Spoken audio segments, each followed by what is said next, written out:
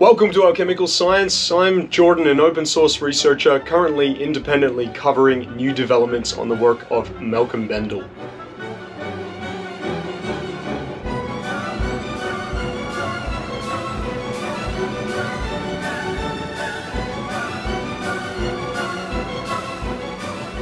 It's all continuing to happen. Malcolm Bendall and Bob Greenyer from the Martin Fleischmann Memorial Project presented the Thunderstorm Generator at a conference in Zurich, Switzerland on the weekend.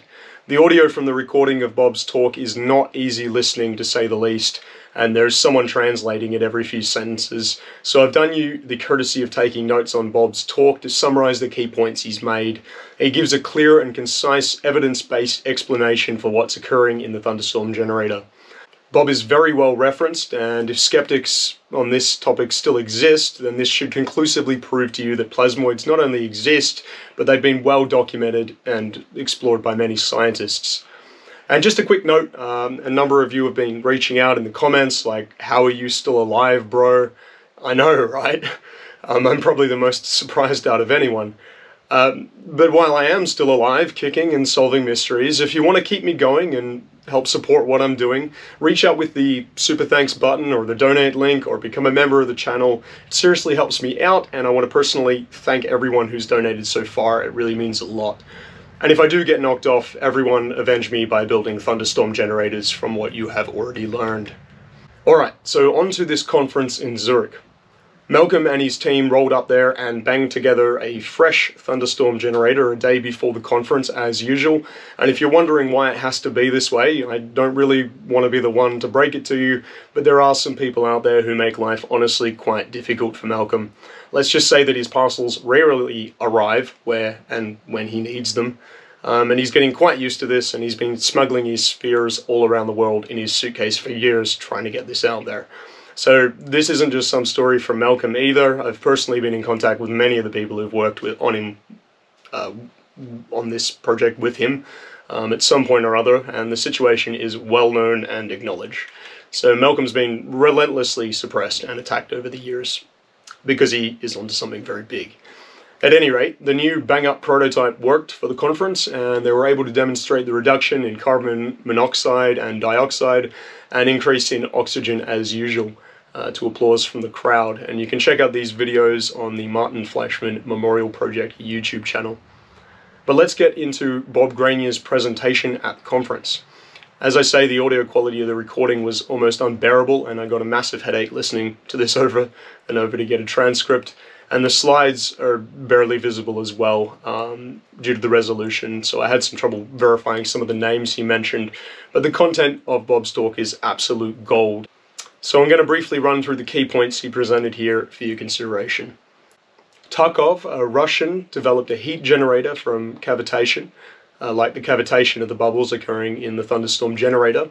He observed that matter was completely destroyed and became field forms. And his findings were mocked by the Russian community until they were twice verified by two separate sets of equipment in 2005 and 2007. And the matter here is converted into prima materia through the process of electron nuclear collapse.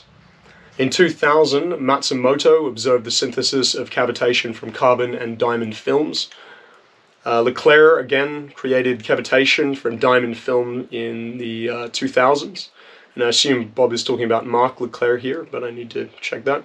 And then Bob himself replicated Matsumoto's experiments in 2019, producing carbon films. And Bob mentions here that there are other experiments which have also achieved these same results. And Bob says that cavitation occurs in clusters. A cluster can have a phase singularity. It's the tip of the vortex. So these fractal toroid clusters that Bob is referencing are of course the plasmoids, which are generated in the Thunderstorm Generator's bubbler. The proton of the carbon nucleus occupies the same space-time as trillions of other carbon atoms, and it's bound in this stable cluster which cannot be detected. Bob says that they've taken a cold reactor and put it in SEM, the scanning electron microscope, and then applied 20 kilovolt electron beam to it.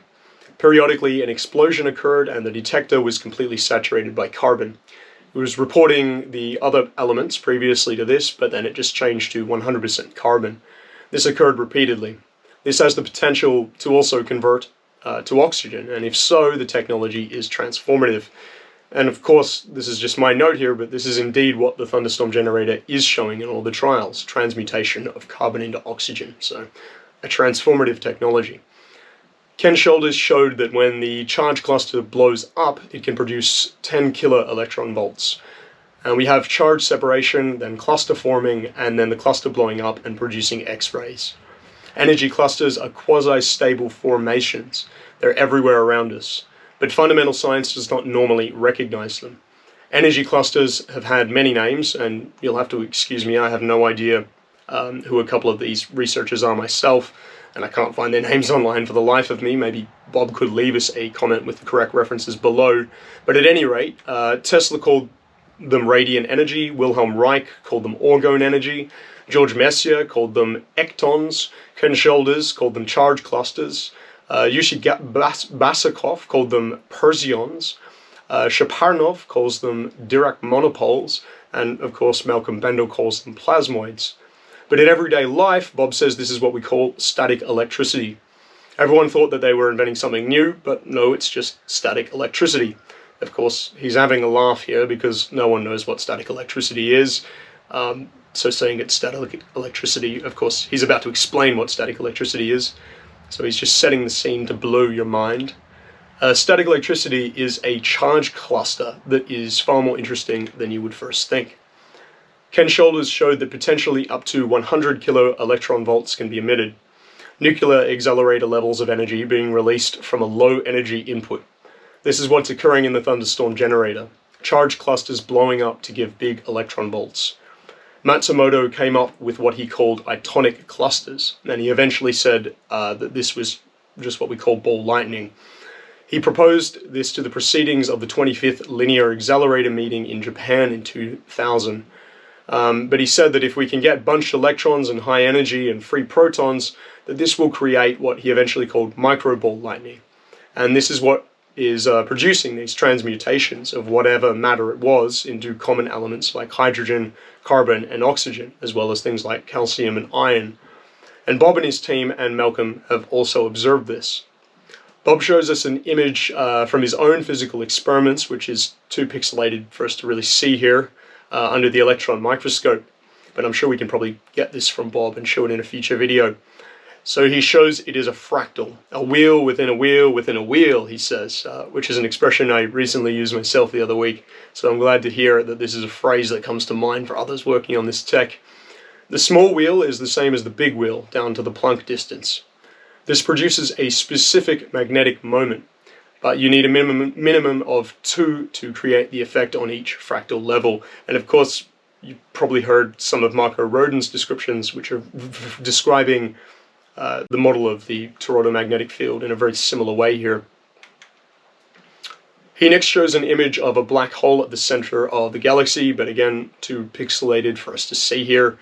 But if we can get a hold of it, he says that what we can see here is a fragment of one of these torus clusters, an image of a torus made up of tori. So what's going on according to Bob's research? The proton has a magnetic moment. The proton in an electron, atomic hydrogen, has a slightly higher magnetic moment. So this goes into magnetic structure, the torus of the tori, made up of the electrons. Oxygen is paramagnetic. Atomic oxygen is only 658 times stronger than the free proton magnetic moment. And the O2 magnetic moment is 18,714 times bigger than that of the free proton, and it gets bigger the colder it is. So he says that we want the air going into the plasmoid generation chamber from the UV filter to be cold. Cold, moist air is ideal. The O3 magnetic moment is the worst of the lot, just 351 times, so we do not want ozone, ideally. He further mentions that ionization was done by Paul Collick in his patent from 1973, and again by Joseph Papp in the 1970s with the Papp engine. And this is just another couple of references to check out there. And regarding the specs of the UV light bulb used in the prototype at the conference, it appears to be pretty much ideal and a safe option for home experiments, Bob says. Safe for your eyes, safe around your kids, etc. And it's once again just a reptile light bulb from the pet store. So it's an easy to source common item that people use for their lizards and stuff like that. So the specs are 300 nanometer wavelength, 4.13 electron volts, 20 centimeters, 25 watts, producing 45 microwatts per centimeter of UVB. So we want no ozone bulbs as well. The energy of the photon is 4.88 electron volts. So when that hits the charged titanium oxide, I'm not exactly sure what he's referencing here, but the electrons coming off will be far more energetic. So the charge clusters become accelerated. In the Thunderstorm Generator, they have observed these ball lightning structures coming in and out of the magnetic flux. And as many of you have commented on my own previous videos, this is what Paul Pantone's GEAT reactor shows. So you really don't ideally want this though, and Bob's working with Malcolm to make sure these things don't happen in the prototypes.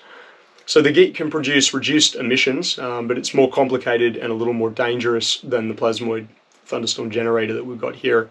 So there've been some quite serious injuries, according to Bob, so worth being careful with, regardless of what you're working on. And same with the hydrogen tech. Some of these same risks could be present in the Thunderstorm Generator, so Bob's working with Malcolm there to conduct the trials appropriately and safely. So both the GEAT and the Thunderstorm Generator are producing charge clusters.